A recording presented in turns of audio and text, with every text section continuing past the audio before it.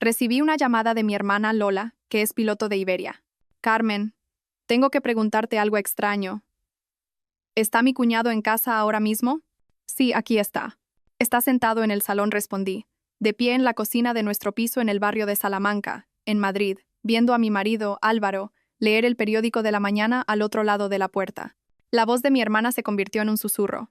Eso es imposible, porque estoy viendo a tu marido con otra mujer. Acaba de embarcar en mi vuelo a París. Justo en ese momento oí una puerta abrirse a mi espalda. Carmen, tengo que preguntarte algo extraño. ¿Tu marido está en casa ahora mismo? La voz de mi hermana Lola, procedente de la cabina del vuelo IB 3444 de Iberia, crepitaba al otro lado del teléfono. Yo estaba de pie en la cocina de nuestro apartamento en Madrid, mirando a mi marido, Álvaro, que leía Expansión más allá del umbral. Sí, respondí lentamente. Está sentado en el sofá del salón. El silencio que siguió me dio una sensación de que algo iba terriblemente mal, justo antes de que Lola susurrara las palabras que hicieron añicos todo mi mundo. Eso es imposible, porque estoy viendo a tu marido con otra mujer. Acaba de embarcar en mi vuelo a París. Oí pasos a mi espalda. Álvaro entró en la cocina, con una taza de café en la mano. Me sonrió con la misma expresión que había llevado cada mañana durante los últimos 7 años. La taza de café que sostenía era la que yo le había regalado por su 40º cumpleaños. Letras negras sobre la cerámica blanca decían: el marido más corriente del mundo. Se había reído a carcajadas cuando abrió el regalo. Es perfecto, dijo, porque nunca confío en nadie que presume de ser el mejor en nada. Eso fue hace 3 años, en una época en la que su humor autocrítico aún me parecía encantador en lugar de calculado. ¿Quién es? ¿Tan temprano?, preguntó Álvaro, dirigiéndose a la cafetera para rellenarla. Su rutina de los sábados por la mañana era inalterable. Café, el diario Expansión, un desayuno ligero y luego un partido de squash a las 11, en su club deportivo de lujo en La Moraleja. Apreté más el teléfono. Podía oír la respiración de mi hermana por el altavoz. Estaba esperando que yo dijera algo, que reaccionara, que diera sentido a una situación que no tenía ninguno. Mi marido estaba a 2 metros de mí en nuestra cocina, y al mismo tiempo mi marido estaba sentado en un asiento de clase business en el aeropuerto de Barajas con otra mujer. Es solo mi hermana, dije a duras penas, sorprendida de lo tranquila que sonaba mi voz. Llamada de control antes del vuelo. Álvaro asintió distraídamente, sirviéndose café con la mano izquierda mientras se desplazaba por su móvil con la derecha. Dale recuerdos a Lola. Deberíamos usar esos billetes con descuento para empleados de los que siempre habla. La ironía de sus palabras me revolvió el estómago. Lo observé moverse por la cocina con la facilidad y familiaridad de alguien que pertenece a este lugar, los patrones forjados por 7 años de matrimonio. ¿Dónde guardamos el azúcar? ¿Cómo le gusta el café? La forma en que siempre se apoya en la encimera en lugar de sentarse en la barra de desayuno. Lola, te llamo luego, dije en voz baja. Carmen, espera. Tengo que decirte algo. Había una urgencia en su voz, la misma que tuvo hace 3 años cuando me llamó para decirme que nuestro padre había tenido un infarto. Esa llamada también llegó un martes por la mañana. Yo estaba de pie en esta misma cocina, preparando el desayuno, cuando el eje de mi mundo se inclinó. Te llamo luego, repetí, y colgué. Álvaro levantó la vista de su teléfono. ¿Pasa algo? Pareces pálida. Me miré en el reflejo de la puerta del microondas. El mismo pelo negro recogido en una coleta. Los mismos ojos marrones que había heredado de mi padre. El mismo rostro que me había mirado cada mañana durante los últimos 37 años. Pero las palabras de mi hermana habían cambiado algo fundamental. La cocina se sentía diferente, como si por fin me hubiera dado cuenta de un cuadro que llevaba meses colgado torcido. Solo estoy cansada, dije, alcanzando mi propia taza de café. Mi mano no temblaba. 20 años como contable forense me habían enseñado a mantener la compostura cuando descubría que las apariencias no lo eran todo. Me había sentado frente a innumerables directores ejecutivos que me mentían descaradamente sobre millones de euros desaparecidos mientras yo asentía, tomaba notas y recopilaba pruebas. Vuelve a la cama un rato, sugirió Álvaro. Su suave acento, pulido por sus años de estudio en el Reino Unido, envolvía las palabras con una calidez familiar. Me había enamorado de ese acento 8 años antes, en una cena de amigos. Me derramó vino en el vestido mientras gesticulaba apasionadamente con su copa, explicando la diferencia entre el rugby y el fútbol. Su vergüenza fue adorable. ¿O no lo fue? Creo que lo haré, dije, escudriñando su rostro. La misma mandíbula angulosa, los mismos ojos marrones salpicados de motas doradas, la pequeña cicatriz sobre su ceja izquierda de un accidente de bicicleta en su infancia.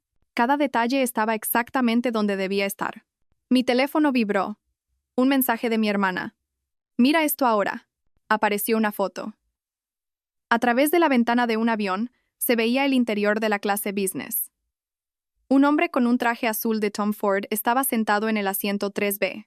Era un ángulo lateral, pero el perfil era inconfundible. La forma en que sostenía la cabeza, la curva de su mandíbula, el gesto de su mano mientras hablaba. Era Álvaro, mi marido. Hablaba animadamente con una mujer rubia, de unos 25 años, que tenía la mano apoyada familiarmente en su antebrazo. Miré a Álvaro en la cocina. Llevaba un suéter de cachemira gris, con las gafas de leer subidas a la cabeza. Y en su mano izquierda, la alianza de boda que habíamos elegido juntos en una pequeña joyería de la calle Serrano. ¿Sabes qué dije? Mi voz sorprendentemente estable. Creo que voy a hacer tortitas. ¿Tortitas? ¿En un martes por la mañana? ¿Es alguna ocasión especial? Levantó una ceja. La ocasión especial era que mi hermana estaba viendo a mi marido en un avión mientras mi marido estaba en nuestra cocina, y una de esas dos realidades tenía que ser una mentira. Pero no podía decir eso. Todavía no. No hasta que entendiera lo que estaba pasando. ¿Necesita una mujer una razón para hacerle tortitas a su marido? Él sonrió, esa media sonrisa característica que una vez había hecho que mi corazón se acelerara. Por supuesto que no. Pero sabes que tengo squash a las 11. Hay tiempo de sobra, dije, sacando los ingredientes de la despensa. Harina, huevos, leche. Cosas simples que tenían sentido, a diferencia de la foto en mi teléfono que mostraba a mi marido en 2 lugares a la vez. Mientras medía la harina en un bol, pensé en las pequeñas discrepancias que había ignorado en los últimos meses. La noche que volvió de una cena con un cliente oliendo a un perfume que no reconocí, el fin de semana que fue a Sevilla para una conferencia de la que no pude encontrar ningún registro en Internet, y la forma en que, últimamente, había sido demasiado perfecto. No más aniversarios olvidados, no más calcetines dejados en el suelo del dormitorio, no más de esos pequeños hábitos irritantes que una vez me volvieron loca, pero que ahora, extrañamente, habían desaparecido. Te quiero, dijo Álvaro de repente, acercándose para besarme en la frente. Sus labios eran cálidos y familiares. Yo también te quiero, respondí automáticamente, las palabras tan vacías como la taza medidora en mi mano. Volvió a su periódico, absorto en su rutina matutina. Lo observé pasar la página con un movimiento preciso. Cada gesto era exactamente como lo recordaba. Pero los recuerdos, como estaba aprendiendo, podían ser manipulados. La realidad podía ser editada. Y en algún lugar entre la cocina de mi casa y el aeropuerto de Barajas, mi matrimonio se había dividido en 2 versiones. Una de ellas era una mentira. Cogí mi teléfono y le escribí un mensaje a mi hermana. No dejes que ese avión despegue. Pero incluso mientras pulsaba enviar, supe que era demasiado tarde. Los motores ya estaban en marcha. Las puertas ya estaban cerradas. Y el juego que se estaba desarrollando en mi vida ya había comenzado. El sonido de la puerta de nuestro apartamento cerrándose mientras Álvaro se iba a jugar al squash resonó en el pasillo. Me quedé junto a la ventana y lo observé salir del edificio. La bolsa de deporte al hombro, su caminar confiado, sin cambios a lo largo de los años. Giró a la izquierda hacia el club deportivo, como todos los martes y sábados. Ordinario y predecible, pero ya nada parecía ordinario.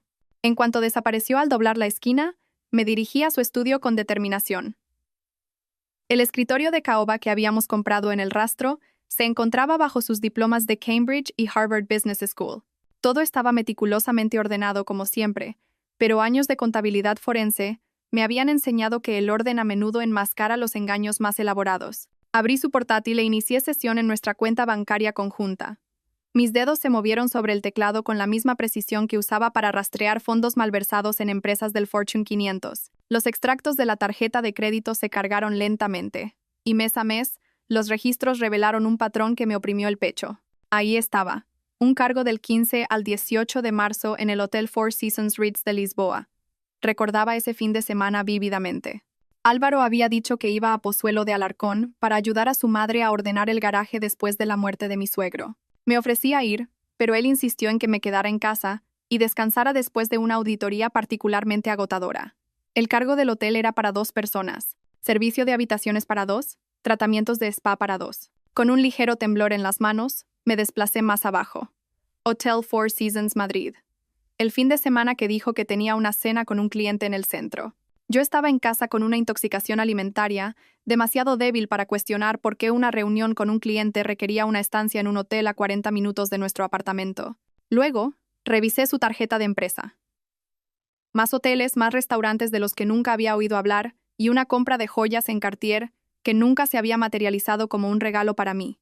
Mi cerebro, entrenado para detectar irregularidades financieras, catalogaba cada discrepancia mientras mi corazón intentaba racionalizarlas. Quizás eran regalos para clientes. Quizás los hoteles eran para ejecutivos visitantes. Quizás había alguna explicación que no fuera que mi marido estaba viviendo una vida completamente separada. Mi teléfono sonó. El nombre de Macarena apareció en la pantalla. Llego en 15 minutos, dijo, sin preámbulos. Y Carmen, prepárate. Lo que he encontrado es extenso. Macarena y yo habíamos sido compañeras de habitación en la NYU, estudiando contabilidad juntas antes de que nuestros caminos se separaran. Yo hacia la investigación forense, ella hacia lo que llamaba inteligencia privada. Su divorcio de Fernando, un corredor de bolsa de la Citi que la engañó con su secretaria de 23 años, la había transformado de analista corporativa a experta en lo que ella llamaba vigilancia matrimonial. Mientras la esperaba, continué mi investigación. Nuestras cuentas de inversión conjuntas mostraban actividad normal, pero al profundizar encontré retiradas de las que no tenía conocimiento. Pequeñas al principio, 5.000 euros, 10.000 euros. Siempre justo por debajo de la cantidad que activaría una notificación automática. Era el goteo sistemático que había visto en innumerables casos de fraude, solo que esta vez estaba ocurriendo en mis propias cuentas. Sonó el timbre. Macarena estaba allí, vestida con su característico atuendo completamente negro, con una tableta bajo el brazo. Su expresión era sombría, la misma que tenía cuando descubrió la infidelidad de Fernando, la misma que tuvo cuando tuvo que decirme lo de las deudas de juego ocultas de mi padre después de su muerte. Los momentos en que la vida exige una honestidad brutal entre amigas. Enséñamelo, dije, guiándola a la mesa del comedor. Abrió su tableta, sus dedos expertos volando sobre la pantalla. La mujer que tu hermana vio es Chloé Dubois, 26 años, representante de ventas farmacéuticas para Pharma Ibérica. Apareció una foto. La mujer rubia, clásicamente hermosa, de una manera que sugería un mantenimiento caro y pulido. Ha estado cubriendo el área de Madrid durante 2 años. Sus redes sociales son en su mayoría privadas, pero logré acceder a algunas fotos etiquetadas. Las imágenes que siguieron me revolvieron el estómago. Chloé y Álvaro en un restaurante que no reconocí. Chloé y Álvaro en lo que parecía ser el bar de un hotel en Miami. Chloé y Álvaro en una gala benéfica, la misma noche que yo estaba en una conferencia en Boston. ¿Cuánto tiempo llevan? Mi voz sonaba distante, como si la pregunta la estuviera haciendo otra persona. Basado en la huella digital, al menos 3 meses. Pero Carmen, esa no es la parte más extraña. Macarena abrió otra pantalla. Conseguí las grabaciones de seguridad de tu edificio a través de un contacto. Mira esto. El video mostraba el vestíbulo de nuestro edificio el martes pasado. Álvaro, con su maletín, entraba a las 18:47. La marca de tiempo coincidía con su llegada a casa del trabajo. Todo parecía normal, hasta que Macarena amplió el video. Mira la sombra, dijo. Está en un ángulo equivocado. Y parpadea sutilmente cuando pasa bajo el candelabro. Es imperceptible para un observador casual, pero para alguien que busca engaños es evidente. Es un deepfake, explicó Macarena. Alguien ha estado insertando imágenes manipuladas en el sistema de seguridad de tu edificio. Y esto no es un trabajo de aficionado. Estamos hablando de un software sofisticado que cuesta cientos de miles de euros implementar correctamente. Me quedé mirando la pantalla, mi mente tratando de procesar lo que esto significaba. ¿Por qué alguien se tomaría tantas molestias? Eso es lo que tenemos que averiguar. Pero hay más. Abrió otro archivo. Pregunté discretamente a algunos de tus vecinos. La señora Torres del 20 grado piso dijo algo interesante. La señora Torres, 78 años, vivía sola con 2 gatos persas, y el sistema de seguridad no oficial del edificio, que pasaba la mayor parte de sus días vigilando el pasillo a través de la mirilla de su puerta. Dice que vio a Álvaro salir con una maleta hace 3 meses, el fin de semana que estabas en esa conferencia en Boston. Lo recuerda específicamente porque él la ayudó a subir la compra. Dijo que se iba por un tiempo. Recordaba ese fin de semana. La conferencia era obligatoria, 2 días de presentaciones tediosas sobre nuevas regulaciones del Banco de España. Llegué a casa el domingo por la noche y Álvaro estaba cocinando la cena. Mi favorito, pollo al romero. Dijo que había pasado el fin de semana organizando su estudio y poniéndose al día con el sueño. El estudio parecía el mismo, pero él estaba aquí cuando llegué a casa. Dije, mi voz espesa, atrapada en mi garganta. ¿O era él? ¿O era alguien que se parecía exactamente a él? La habitación pareció inclinarse ligeramente. Me agarré al borde de la mesa. Mi cerebro de contable intentaba crear compartimentos donde no existía una lógica compartimentada. No tiene sentido. No se puede simplemente reemplazar a una persona. No coincidió Macarena. Su voz suave pero firme. No sin recursos y planificación significativos. Carmen, ¿ha estado Álvaro trabajando en algo sensible últimamente? ¿Algún acuerdo? ¿Algún proyecto que lo convirtiera en un objetivo? Pensé en su trabajo reciente. Fusiones y adquisiciones, compras de empresas, la actividad habitual de la banca de inversión. Nada que pareciera justificar este nivel de engaño sofisticado, a menos que hubiera algo que no me estuviera contando. Otro secreto que añadir a la pila creciente. Necesito ver más grabaciones, dije, mi voz ahora más firme. Cada entrada y salida de los últimos 3 meses. Extractos de tarjetas de crédito, registros de llamadas, todo. Macarena ya estaba escribiendo, asintiendo. Conseguiré todo lo que pueda. Pero Carmen, ten cuidado. Quien quiera que esté detrás de esto, ya sea Álvaro u otra persona, ha invertido recursos serios. Esto no es solo una aventura. Es algo completamente diferente.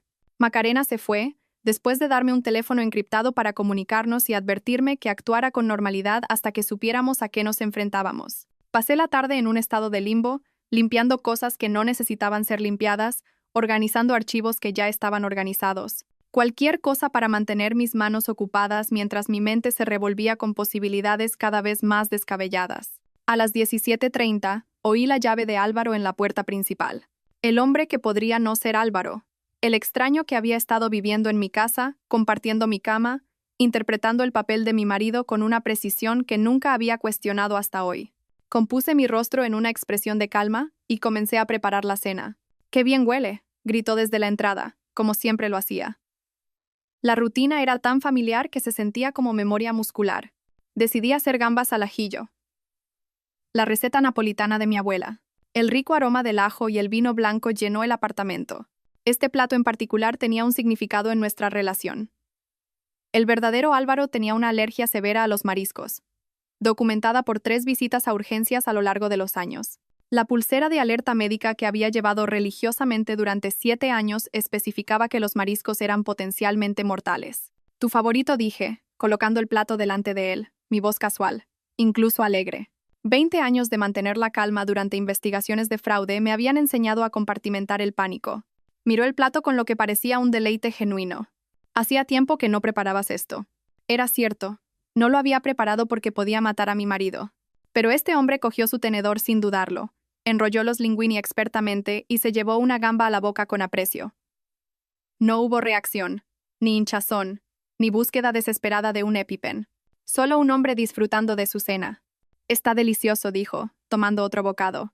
La nonna estaría orgullosa. Mi abuela llevaba 15 años muerta. Pero se habría horrorizado al verme servir un plato de mariscos a alguien a quien estaba probando como a un espécimen de laboratorio.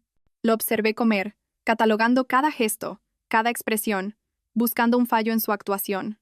Oye, estaba pensando, dije, rellenando su copa de vino, mi tono tan casual como si estuviera hablando del tiempo. ¿Por qué no vamos a ver a tu madre este fin de semana? El verdadero Álvaro habría encontrado una excusa al instante. Su relación con su madre era, en el mejor de los casos, tensa y, en el peor, tóxica. Ella nunca me había aprobado, nunca lo había perdonado por casarse fuera de su círculo social. Las visitas a Pozuelo estaban cuidadosamente calibradas y generalmente requerían semanas de negociación. Es una gran idea, respondió, sin perder el ritmo. A mamá le encantará vernos. ¿Encantará? A su madre nunca le había encantado nada que tuviera que ver conmigo. Sentí que el teléfono, que había colocado detrás del frutero, grababa esta conversación. ¿Qué prueba sería esto más tarde? ¿Que mi marido había sido reemplazado por alguien a quien realmente le gustaba su propia madre? Podríamos quedarnos todo el fin de semana, insistí. Ayudarla con la jardinería de la que hablaba. Perfecto. La llamaré después de la cena para decírselo.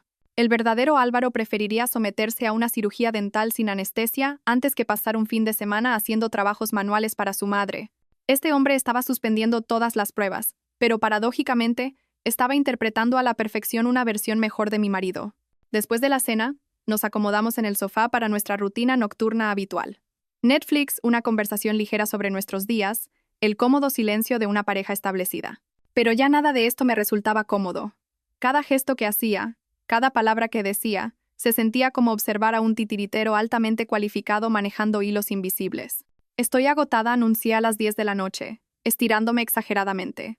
La auditoría de hoy me ha dejado ca. Oh, no te exijas demasiado, dijo, besándome en la frente. Los labios eran cálidos, la presión familiar, pero de alguna manera indescriptiblemente extraña. En el dormitorio, él se lavó los dientes mientras yo me ponía el pijama. Los sonidos del baño eran perfectos. El zumbido del cepillo de dientes eléctrico durante exactamente 2 minutos. El gargarismo. La rutina de lavado de cara. Alguien había estudiado los hábitos de mi marido con precisión antropológica. Intenté quedarme quieta cuando se metió en la cama a mi lado. Se dio la vuelta y, en cuestión de minutos, su respiración se volvió regular. El verdadero Álvaro era un insomne crónico, que a menudo leía hasta bien pasada la medianoche. Este hombre se durmió como alguien sin preocupaciones, sin secretos, sin el peso de una identidad robada. Esperé, contando sus respiraciones, hasta que estuve segura de que estaba profundamente dormido. Luego, con el cuidado de alguien que desactiva una bomba, me deslicé fuera de la cama. Su maletín estaba donde siempre, junto a la cómoda. El cuero, suavizado por años de uso. El maletín del verdadero Álvaro, llevado por un impostor. Dentro, el contenido habitual parecía normal, portátil, varios archivos, tarjetas de visita. Pero debajo de una pila de carteras de inversión, encontré un sobre que no encajaba. Con dedos temblorosos, saqué el contenido. Un recibo de sueldo a nombre de un tal Manuel Romero, con una dirección de Queens, Nueva York. Una tarjeta del sindicato de actores, pero lo más condenatorio de todo, notas manuscritas, docenas de páginas, con una caligrafía ajena, que detallaban mi vida con un detalle doloroso. Mi rutina matutina, hasta la marca de café que prefería. Mis frases, con ciertos giros destacados, detalles sobre la historia de nuestra relación, memorizados como un guión para una audición. Carmen toma el café con un terrón de azúcar sin leche. Llama a su hermana los martes y jueves. Aniversario de boda, 15 de octubre. Espera flores pero finge que no. Muerte de su padre hace 3 años. Tema delicado. Llora al final de Cinema Paradiso cada vez. Todo nuestro matrimonio, reducido a puntos clave. Un estudio de personaje para alguien que se preparaba para interpretar el papel de marido devoto. En la parte inferior de la última página, una nota con otra caligrafía. Mantener la identidad hasta que se complete la transferencia. Máximo 3 meses. 3 meses. Esta actuación tenía fecha de caducidad. Volví a meter los papeles en el maletín de Manuel Romero, con las manos temblando. Mi mente procesaba las implicaciones de transferencia completada. ¿La transferencia de qué? ¿Nuestros activos? ¿El apartamento? ¿Mi vida entera? Fotografié cada página con el teléfono encriptado que Macarena me había dado, y luego volví sigilosamente a la cama donde un extraño con el rostro de mi marido dormía plácidamente. El domingo por la mañana, observé a Manuel Romero llevar a cabo la rutina matutina con una nueva claridad. Cada gesto estudiado, cada palabra cuidadosamente elegida. Cuando dijo que tenía que ir al gimnasio, fingí una crisis urgente de un cliente en la oficina que requería mi atención inmediata. Me despidió con un gesto, apenas levantando la vista de su tableta, con la indiferencia de alguien cuya mente ya estaba en otro lugar. El domingo por la mañana, mi edificio de oficinas estaba vacío. Solo los guardias de seguridad y los fantasmas del crimen financiero. Me encerré en mi despacho de la esquina, con vistas a la Castellana, y abrí mi portátil con la determinación de alguien a punto de realizar una cirugía en su propia vida.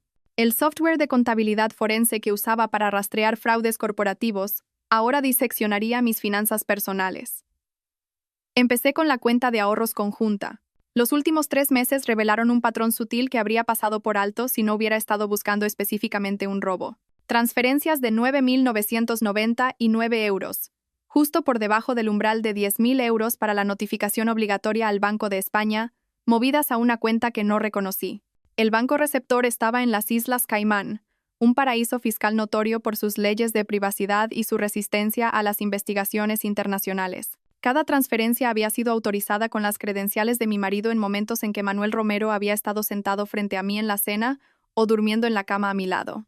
El verdadero Álvaro había estado vaciando sistemáticamente nuestras cuentas mientras un actor contratado me engañaba con una actuación de felicidad doméstica perfecta. Rastreé el dinero a través de un laberinto de empresas fantasma, cada una registrada en una jurisdicción diferente, cada una llevando a otro callejón sin salida.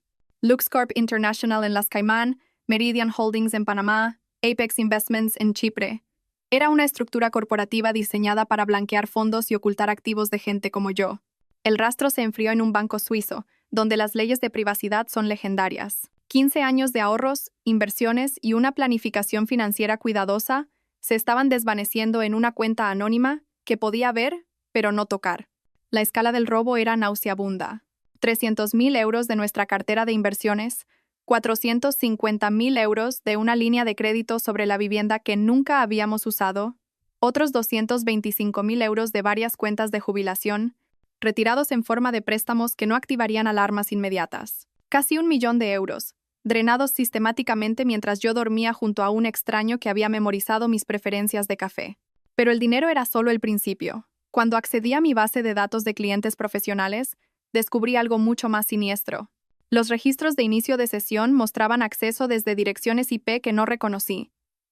Se habían descargado datos financieros sensibles de 3 importantes auditorías corporativas que había realizado. Esa información, en las manos equivocadas, podría facilitar cientos de millones en operaciones con información privilegiada. Busqué el perfil de Chloé Dubois. Representante de ventas farmacéuticas, ahora parecía una tapadera.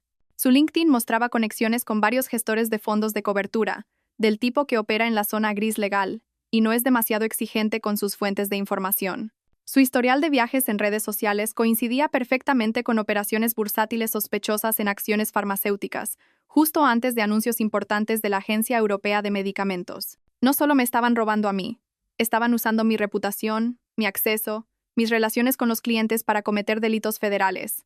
Cada inicio de sesión no autorizado, cada archivo robado, cada operación sospechosa se remontaría a mis credenciales. Cuando los descubrieran, no solo perdería mi dinero, perdería mi licencia, mi carrera y potencialmente mi libertad. Necesitaba más ayuda de la que Macarena podía proporcionar. Rocío Morales contestó al tercer tono. Su voz era ronca por el sueño. Habíamos sido amigas desde sus días como fiscal ambiciosa, cuando yo testifiqué como perito en uno de sus casos de fraude. Su divorcio de un juez que aceptaba sobornos había terminado su carrera en la fiscalía, pero había agudizado su comprensión de cómo el sistema les falla a las mujeres que descubren que sus maridos son criminales. Rocío, son las 7 de la mañana de un domingo. Necesito tu ayuda. ¿Puedes venir a mi oficina? Algo en mi voz debió transmitir la urgencia. Llego en 20 minutos, dijo. Y colgó. Rocío llegó pareciendo que se había puesto lo primero que encontró. A pesar de 3 años en la práctica privada, sus instintos de fiscal seguían siendo agudos. Le mostré todo. Las transferencias financieras, los datos de clientes robados, las fotos del contenido del maletín de Manuel Romero. Revisó las pruebas con la misma concentración que una vez puso nerviosos a los abogados defensores. Esto es sofisticado, dijo finalmente. Robo de identidad de nivel profesional, fraude financiero y espionaje corporativo, todo en uno. Pero aquí está tu problema. Todo está técnicamente autorizado. Se usaron las credenciales de tu marido, su biometría, sus contraseñas. A menos que puedas probar que no fue él quien participó físicamente en estas transacciones, esto se convierte en un caso de él dijo, ella dijo. Pero tengo pruebas de que Manuel Romero se hacía pasar por él. Un actor que puede afirmar que fue contratado por razones legítimas. Quizás Álvaro quería darte una sorpresa. Quizás era investigación para algo. A menos que Álvaro esté aquí para contradecir esa historia. Y apostaría a que está preparado para negarlo todo desde donde sea que se esté escondiendo. Las autoridades no se moverán rápido. Para cuando investiguen, el dinero habrá desaparecido. Y las pruebas también. Mi teléfono vibró. No mi teléfono normal, sino el encriptado que me había dado Macarena. Lo había escondido en el cajón de mi escritorio. Una notificación mostraba un nuevo mensaje en una aplicación que no reconocí. Rocío se inclinó mientras lo abría. Un solo texto de un número desconocido. Revisa el viejo móvil de Álvaro Gallardo. Miré a Rocío. ¿Quién más sabe de esto? Alguien que quiere que encuentres algo, dijo. Es como si te estuvieran dejando un rastro de migas de pan. Volvimos juntas a mi apartamento. Manuel Romero todavía estaba en el gimnasio, su rutina dominical tan predecible como un reloj. Fui directamente al estudio de Álvaro, al cajón del escritorio donde guardaba la electrónica vieja que decía que iba a reciclar pero que nunca tiraba. Su iPhone anterior estaba allí, con la pantalla rota por una caída al salir de un taxi 6 meses antes. Pulsé el botón de encendido, sin esperar nada. La pantalla parpadeó y cobró vida. La batería estaba al 5%, pero estaba viva, y durante los meses en que se suponía que estaba roto, había estado recibiendo mensajes. Con dedos temblorosos abrí los mensajes. Había una conversación con Chloé Dubois que se remontaba a 8 meses. Planes, fotos y un detalle que me heló la sangre. Mi mujer no sospecha nada. Romero es perfecto. Había escrito Álvaro 3 meses antes. Para cuando se dé cuenta, seremos intocables. El mensaje más reciente había llegado ayer. Últimos detalles en nuestro sitio habitual en París mañana, y luego desaparecemos para siempre. Rocío miró la pantalla del teléfono, su mente de fiscal ya construyendo el caso. Mañana es lunes. Si planean finalizar todo, tenemos que movernos esta noche. Sentí que algo cambiaba dentro de mí. El miedo y la confusión se solidificaron en una fría determinación. La misma concentración que me había ayudado a desentrañar esquemas de fraude multimillonarios ahora protegería lo que quedaba de mi vida. Le entregué el teléfono a Rocío y volví a mi portátil con un nuevo propósito. ¿Qué estás haciendo?, preguntó Rocío. Poniendo una trampa. Álvaro puede haber robado mi dinero, pero olvidó que yo soy la que sabe cómo rastrearlo. Mis dedos volaron sobre el teclado, creando algo hermoso en su simplicidad. Un virus financiero, disfrazado como un documento de inversión rutinario que aparecería en nuestro almacenamiento en la nube compartido. El código era elegante, diseñado para activarse en el momento en que alguien accediera a nuestras cuentas conjuntas desde una dirección IP extranjera. Una vez activado, congelaría todas las transacciones, bloquearía todas las cuentas asociadas y, simultáneamente, alertaría a los investigadores federales sobre la actividad sospechosa. ¿Es eso legal?, preguntó Rocío mirando por encima de mi hombro. Son mis cuentas. Estoy protegiendo mis activos del robo. Es perfectamente legal. Incrusté el virus en archivos llamados Revisión de Inversiones 3 y Documentos Fiscales 2024. La arrogancia de Álvaro sería su perdición. Contaba con que yo no me diera cuenta o, si lo hacía, que no pudiera probarlo. La sonrisa de Manuel Romero no vaciló, pero vi un destello de pánico en sus ojos. Nunca habíamos estado en Astoria. El verdadero Álvaro y yo habíamos ido a Santorini, no a la ficticia Astoria, en nuestra luna de miel. Pero Manuel Romero no lo sabía. Astoria, repitió ganando tiempo. Esa pequeña taberna donde bailamos hasta el amanecer. Dijiste que fue la noche más romántica de tu vida. Rocío, reconociendo la prueba que estaba administrando, observó nuestro intercambio como un partido de tenis.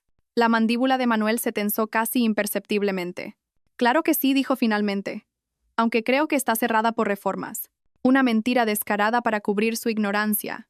El lugar que describí no existía. Sonreí cálidamente, interpretando el papel de esposa devota mientras catalogaba otra grieta en su actuación. Probablemente tengas razón. Pidamos comida tailandesa. Un suspiro de alivio se escapó de sus hombros. Rocío se fue con las pruebas.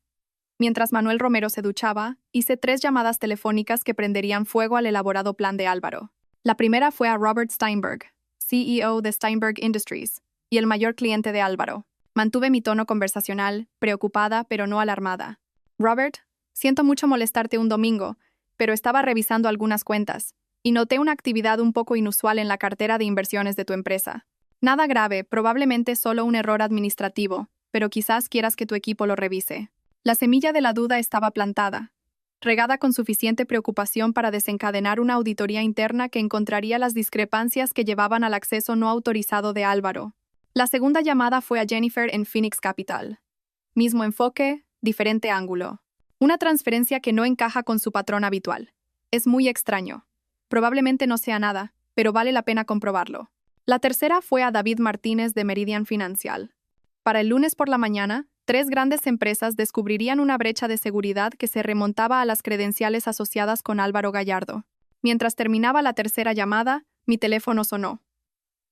El identificador de llamadas mostraba la residencia de ancianos de mi madre en las afueras de Segovia. Mi corazón dio un vuelco.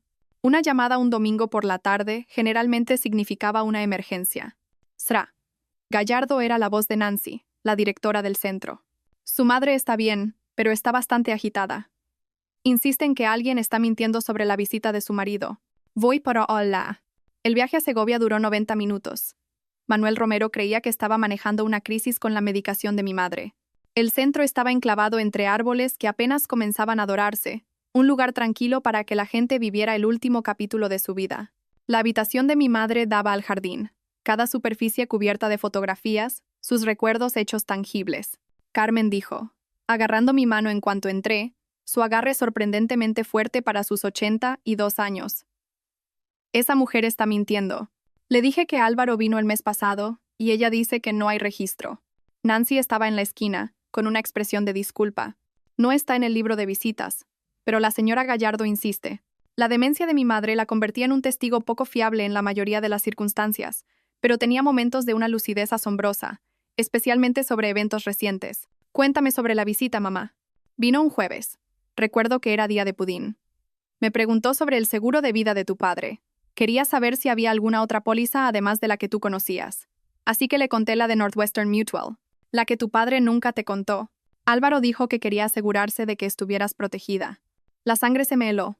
Había otra póliza, una que solo descubrí después de la muerte de mi padre, 500,000 euros que se destinaron a pagar el cuidado de mi madre. Muy pocas personas sabían de su existencia. ¿Preguntó algo más? La caja de seguridad. Quería saber en qué banco estaba, qué había dentro. Le conté la colección de monedas de tu padre, las que él pensaba que algún día valdrían algo. Besé a mi madre en la frente.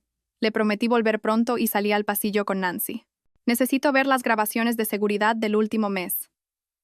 Todos los jueves. Nancy abrió los archivos en su tableta. Recorrimos semanas de metraje. Residentes yendo y viniendo. Familias visitando, personal cambiando de turno, y entonces ahí estaba él. 15 de agosto, 14:47. Álvaro, entrando por la puerta principal, firmando en el libro de visitas y pasando 43 minutos con mi madre. Pero en el libro de visitas físico que Nancy me mostró, fotografiado y archivado, no había nombre de Álvaro. Había un espacio en blanco en la página, como si esa línea se hubiera omitido por completo. Pero él firmó, dijo Nancy, perpleja. Lo vi hacerlo. Alguien había alterado digitalmente la imagen archivada, eliminando su firma con precisión quirúrgica, pero no había pensado en comprobar las grabaciones de seguridad.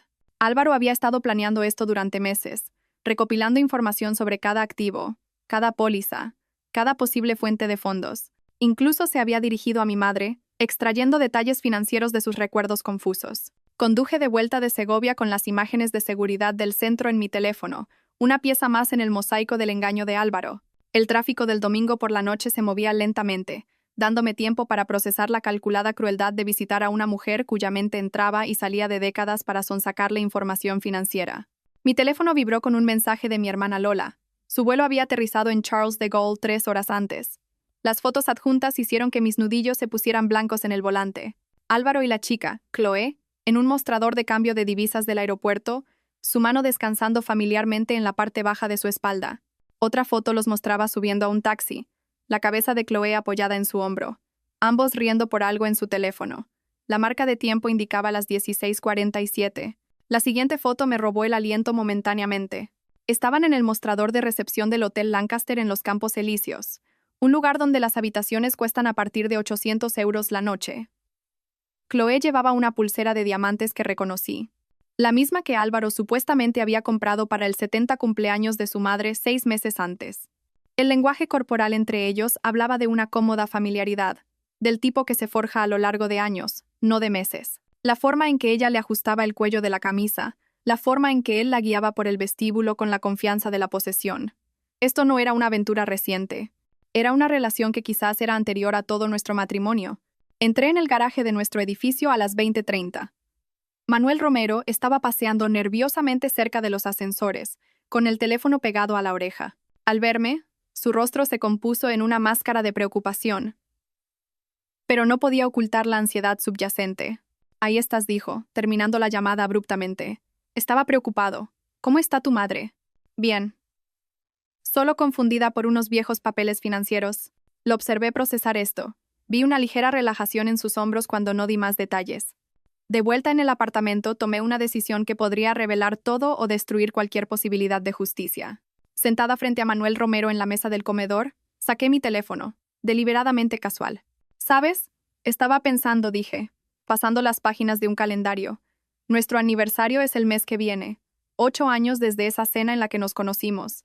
Manuel Romero asintió, su entrenamiento actoral manteniendo su expresión neutral, a pesar del hecho de que Álvaro y yo llevábamos casados 7 años, no 8.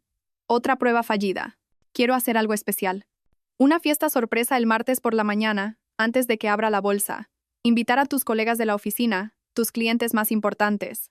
Les enseñamos el apartamento, servimos champán y esos pasteles de esa pastelería francesa que tanto te gusta.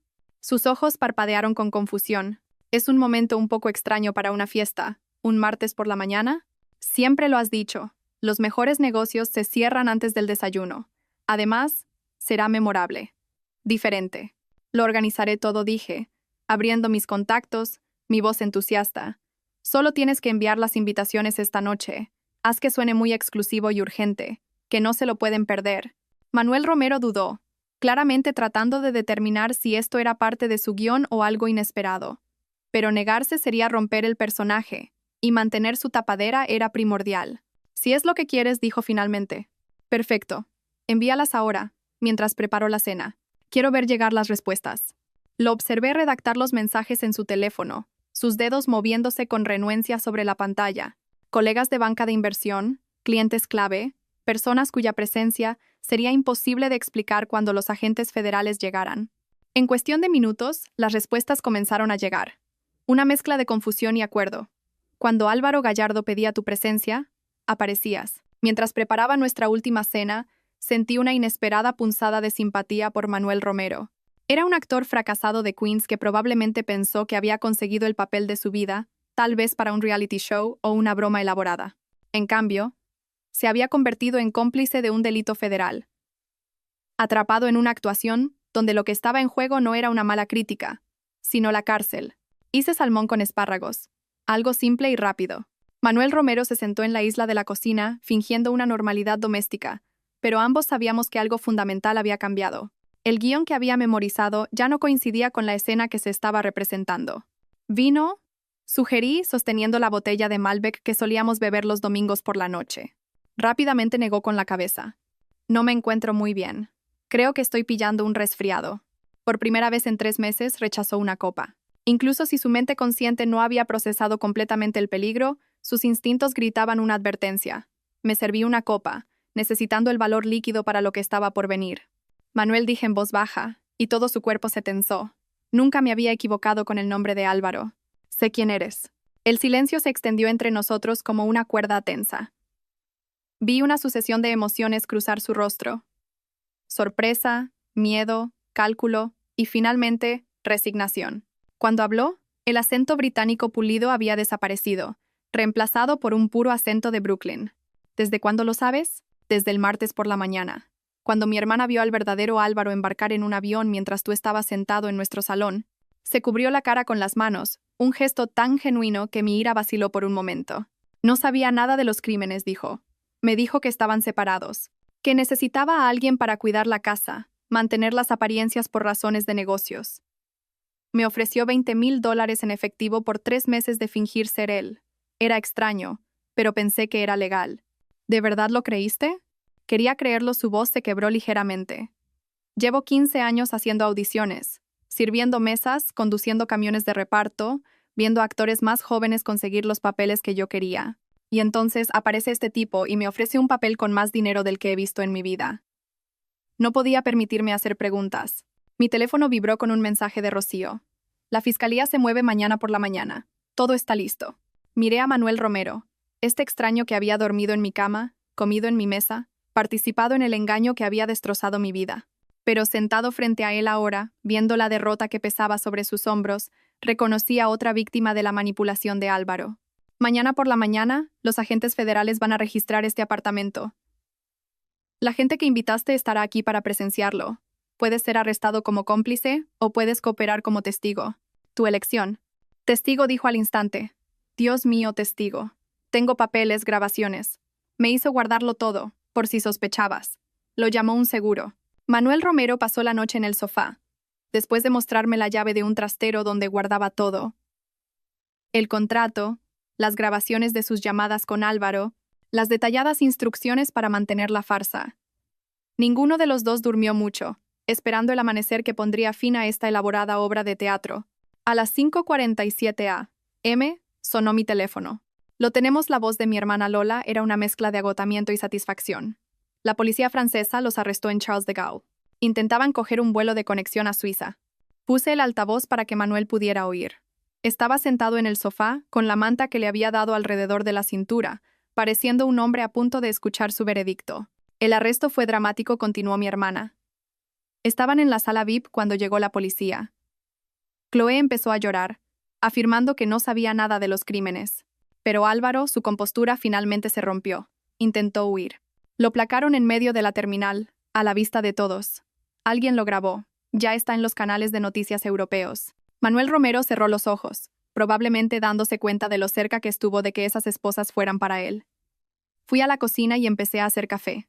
La adrenalina recorría mi cuerpo, pero mis manos estaban firmes. El apartamento pronto estaría lleno de testigos que presenciarían la culminación del engaño de Álvaro.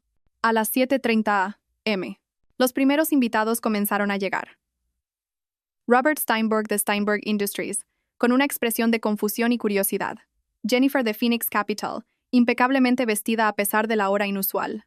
David Martínez, algunos socios junior de la firma de Álvaro, clientes que representaban miles de millones en activos gestionados. Se congregaron en nuestro salón, aceptando tazas de café y charlando incómodamente sobre la dudosa urgencia de la invitación. Álvaro, más vale que esto merezca la pena, dijo Robert a Manuel Romero, que estaba inmóvil junto a la ventana. He cancelado mi reunión matutina con el equipo de Madrid por esto. Manuel Romero me miró, con pánico en los ojos. El guión no lo había preparado para esto. Di un paso adelante, interpretando por última vez el papel de anfitriona elegante. Gracias a todos por venir. Sé que la hora es inusual, pero en un momento entenderán por qué su presencia es tan crucial. A las 7:58 am. Oí pasos en el pasillo, los pasos de varias personas moviéndose con determinación. Manuel Romero también los oyó, y su rostro se puso pálido.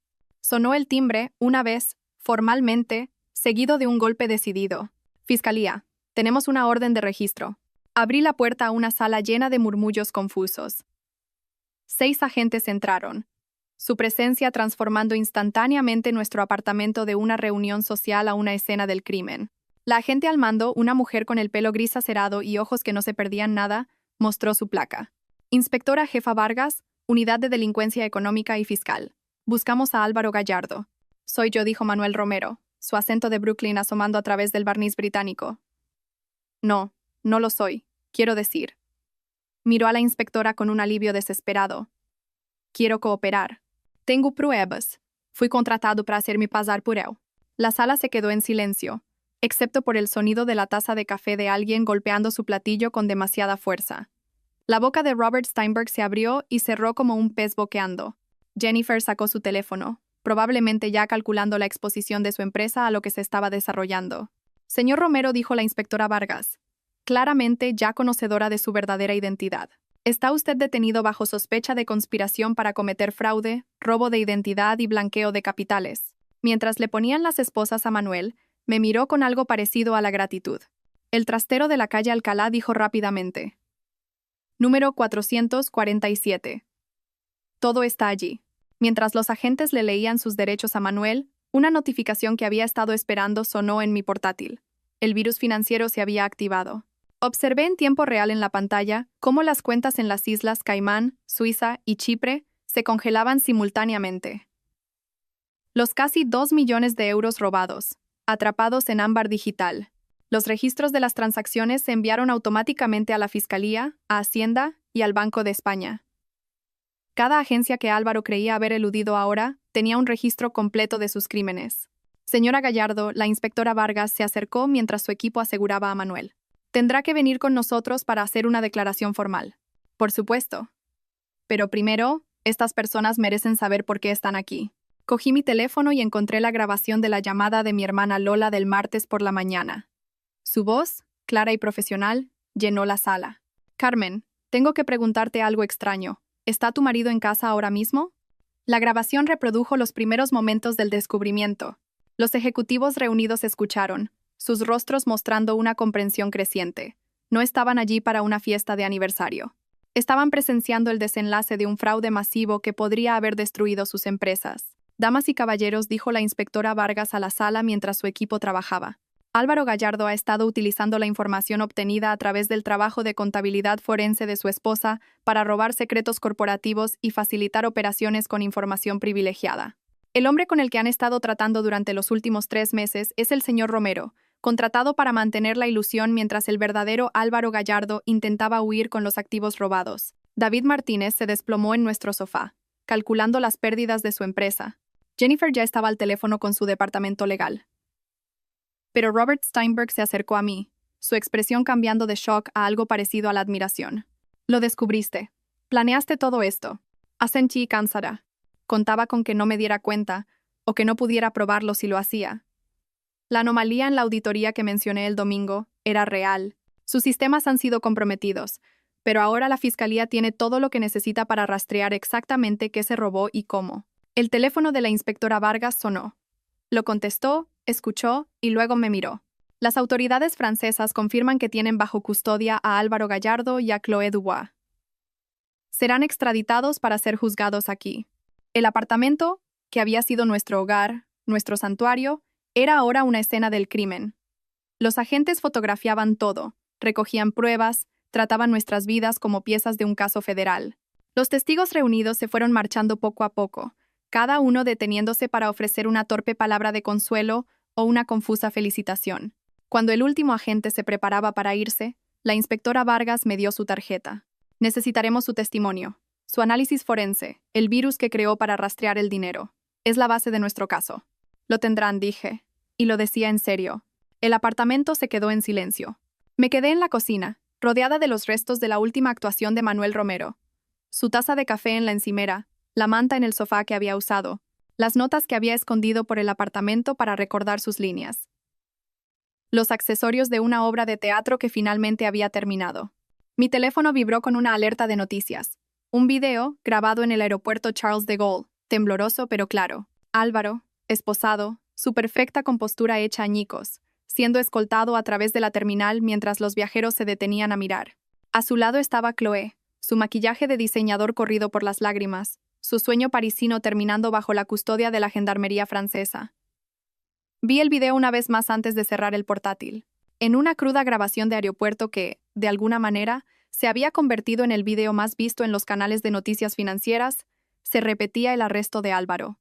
La marca de tiempo en la esquina de la pantalla indicaba 6 meses antes, pero parecía que había pasado toda una vida desde aquella mañana de martes en que mi mundo se partió en dos. El apartamento ahora estaba vacío. Los muebles vendidos o donados, las paredes solo marcadas por los tenues rectángulos donde una vez colgó el arte. La empresa de mudanzas se había llevado las últimas cajas ayer, dejando solo los ecos de un matrimonio que había sido más una actuación que una asociación.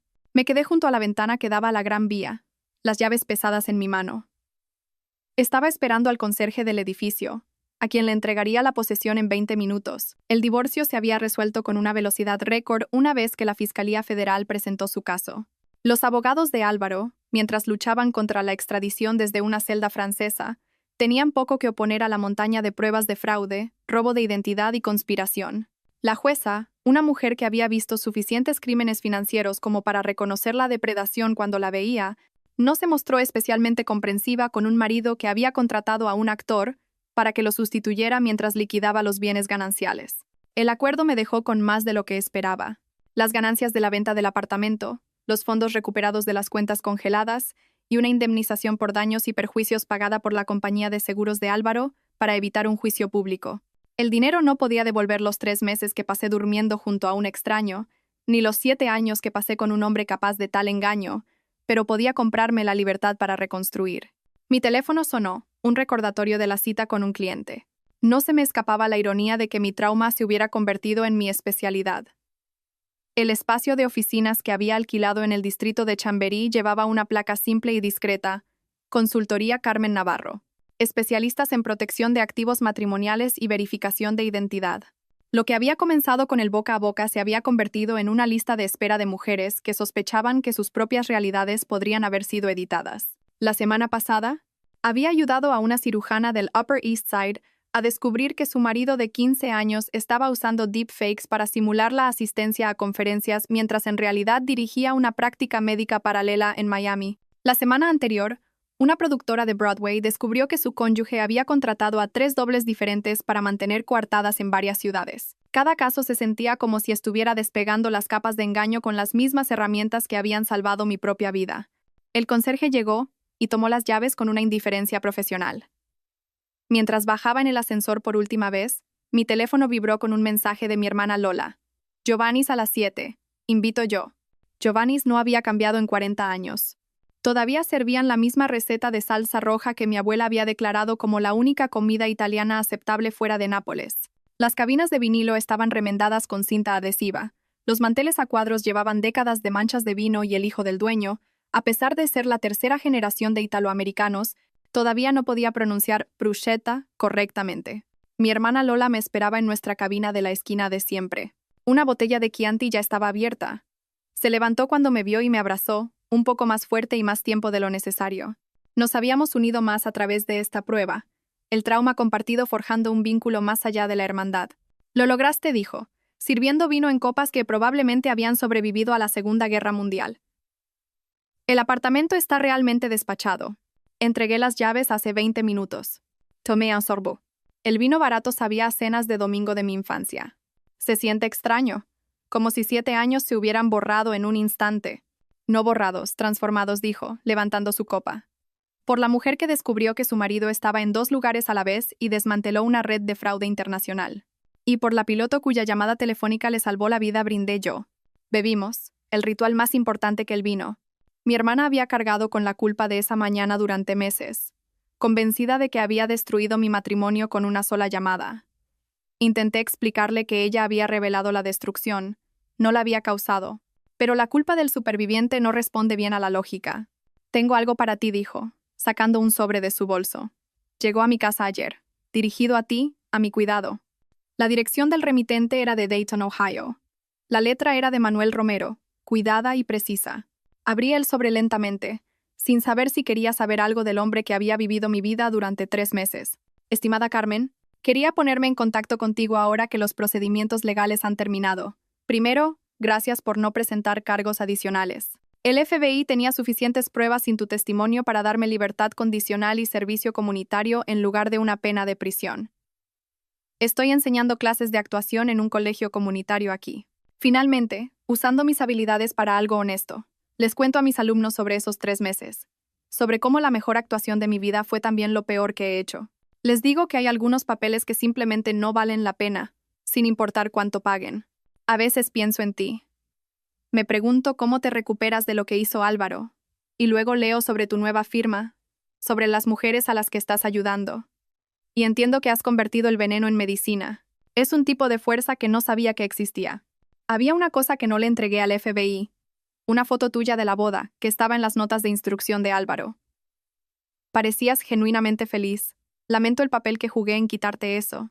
Espero que algún día encuentres algo real para reemplazar lo que te robaron. Con sincero arrepentimiento y genuina admiración, Manuel Romero. Dentro de la carta, doblada, había una foto. Álvaro y yo cortando el pastel de bodas, ambos riendo por algo fuera de cámara.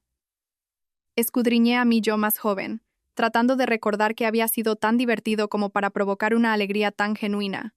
El recuerdo no llegó.